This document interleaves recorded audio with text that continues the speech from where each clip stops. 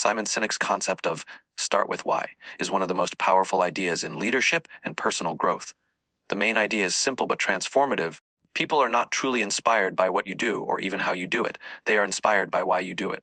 The why represents your purpose, your cause, or your belief. It is the reason you get out of bed in the morning and the reason others should care. Sinek explains it in business, leadership, and even personal life. When we start with a clear why, we build deeper trust, loyalty, and inspiration. Without it, we risk becoming just another voice in the noise, easily forgotten. To understand this better, Sinek introduces the concept of the golden circle. At the center is why, followed by, and finally, what. Most people and organizations communicate from the outside in, starting with what they do, then moving to how they do it, and often never clearly expressing why they do it. For example, a company might say, make high-quality computers that are affordable and easy to use. Want to buy one? That message is focused on the product and the process, not the belief. But inspiring leaders and brands communicate the opposite way, from the inside out. Apple, for example, doesn't just sell computers. Their message is, we'll believe in challenging the status quo. We believe in thinking differently. The way we challenge the status quo is by making our products beautifully designed, simple to use, and user-friendly. And we just happen to make great computers. That order matters because people are drawn to belief first, product second. When individuals or organizations clearly communicate their why, they attract people who share their values and beliefs. This creates deeper loyalty because it goes beyond transactions. People do not follow leaders simply because they have authority. They follow because they feel a connection to what that leader stands for. History shows us that the most influential figures, whether in politics, business, or social movements, always began with a why. Martin Luther King Jr., I have a plan, he said. I have a dream. That dream, that belief, touched hearts and inspired action. On a personal level, starting with why gives clarity and direction. Many people go through life knowing what they do and how they do it, but they feel unfulfilled because they never define their deeper purpose. When you discover your why, you gain a compass that guides decisions and gives meaning to hard work. Challenges become easier to face because they are connected to a bigger reason. Ultimately, Sinek's idea reminds us that success is not only about results, it is about meaning. People and organizations that start with why are the ones that inspire change, create movements, and leave lasting legacies. The why is what makes people believe in you and not just buy from you, and that is the true power of leadership and influence. Simon Sinek's idea of leaders eat last comes from his study of leadership, teamwork, and the biology of human behavior. The concept is rooted in the idea that the best leaders are those who put the needs of their people before their own. True leadership is not about power or authority, it is about service and responsibility. Sinek explains this through an analogy from the military, where officers eat after their soldiers. This tradition is not about food, but about culture. It shows that leaders care for their teams well, being first, creating trust and loyalty. At the heart of this idea is the creation of what Sinek calls a circle of safety. In organizations where people feel safe, where they know their leaders have their backs, they can focus their energy on collaboration, innovation, and progress instead of constantly worrying about politics, layoffs, or competition inside the company. When leaders fail to create this environment, employees feel threatened and stressed, which triggers survival instincts and reduces cooperation. In contrast, when people feel protected, they work together more naturally, and the group becomes stronger. Biologically, Sinek connects this to chemicals in the brain like endorphins, dopamine, serotonin, and oxytocin. Endorphins and dopamine drive us to achieve goals and push through challenges, but they are self-centered. Serotonin and oxytocin, however, strengthen social bonds, loyalty, and trust. Good leaders encourage a balance of these chemicals by rewarding both individual achievement and group support. By caring for their people, leaders create a culture where trust and cooperation thrive. Leaders eat last also challenges the short-term mindset of many modern organizations that prioritize profits over people. When leaders chase only quarterly numbers, they may sacrifice the well-being of their employees, which leads to stress, burnout, and high turnover. True leaders understand that long-term success comes from investing in people, because when people feel valued and protected, they give their best efforts. In return, this creates stronger organizations that can weather difficulties and grow sustainably. Sinek's message is simple, but powerful. Leadership is not a rank or a title. It is a choice to serve others. The best leaders are those who take responsibility for their people, even when it requires personal sacrifice.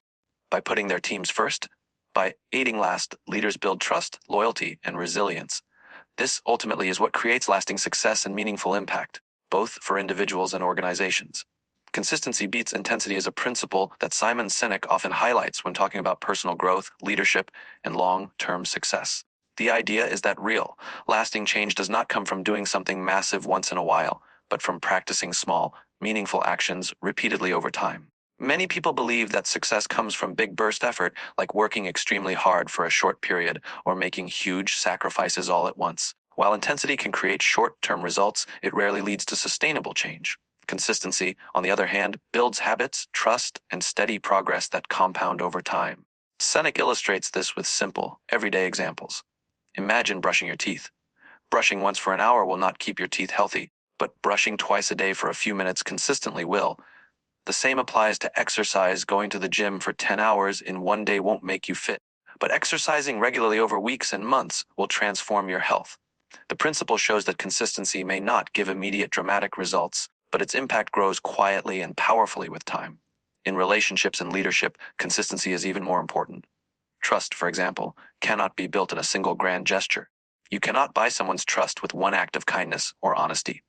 Instead, it comes from repeated small actions over time, showing up, listening, supporting, and being reliable. Teams respond not to how intense their leader is in one moment, but to how consistently the leader creates an environment of safety and support. A leader who occasionally does something inspiring but is inconsistent in their behavior will never gain the same respect as one who steadily demonstrates care and responsibility. This principle also applies to personal development. People often get excited about making big life changes and start with intensity, like committing to wake up at 4 a.m. every day or working nonstop for weeks. But most of these efforts burn out quickly because they are unsustainable. Sinek argues that small, repeatable actions done daily are what build discipline and character. Even reading for 10 minutes a day or journaling a few sentences can, over time, reshape the mind and produce profound growth. Another key point Sinek makes is that consistency requires patience.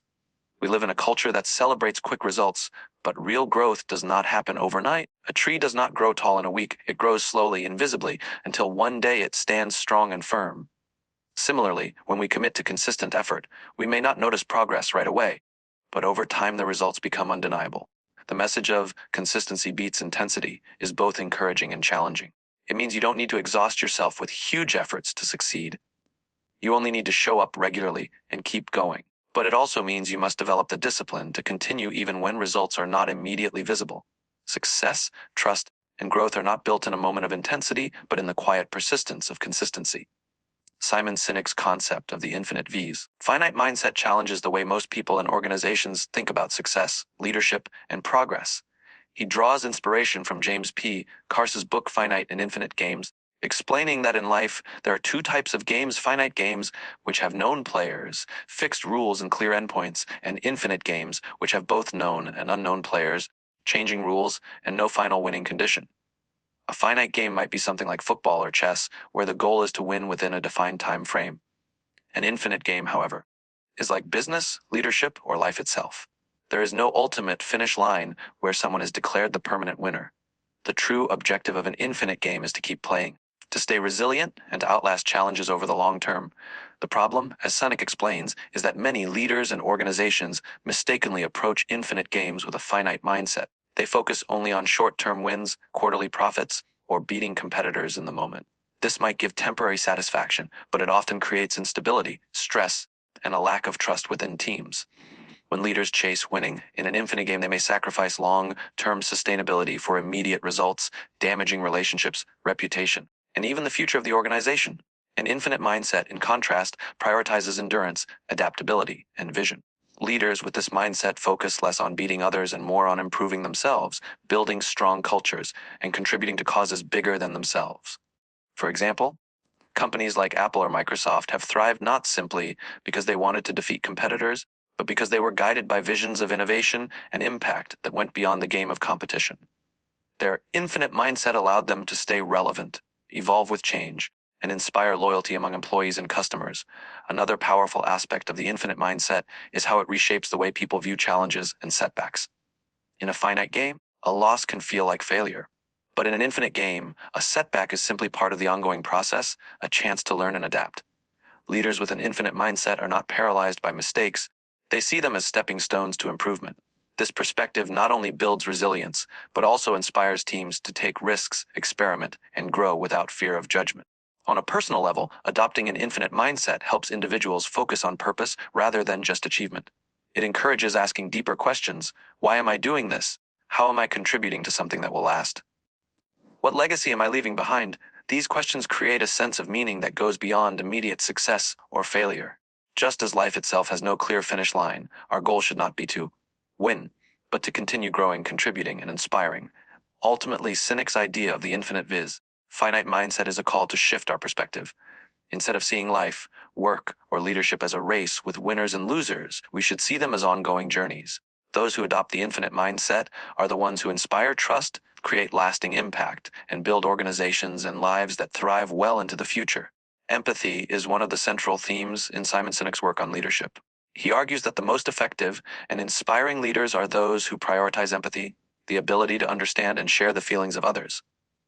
Leadership in this sense is not about authority control or issuing commands. It is about creating an environment where people feel seen, heard, valued, and supported. Without empathy, leaders may achieve compliance, but they will never inspire genuine trust or loyalty.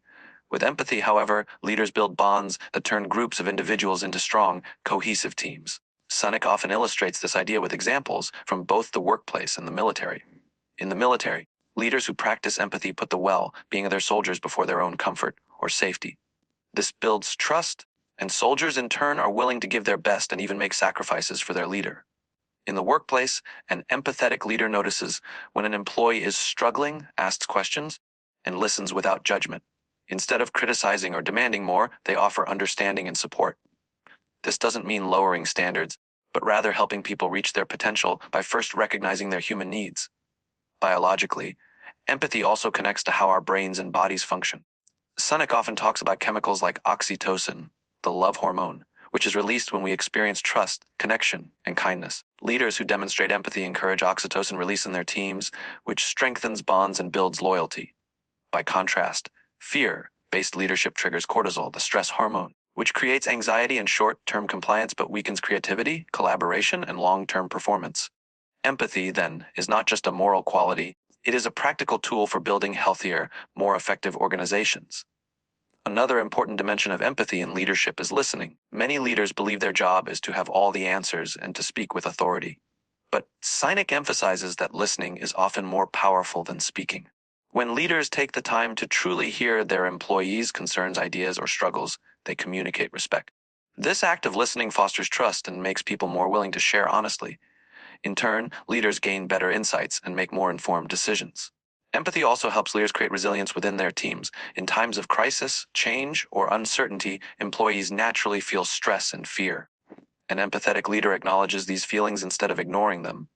They reassure their team, provide support, and remind them of a shared purpose. This doesn't eliminate the challenges, but helps people face them with courage and unity. Empathy, therefore, becomes a stabilizing force that holds the team together when external circumstances are difficult. Ultimately, Sinek's message is that empathy is not a soft skill. It is a core leadership skill.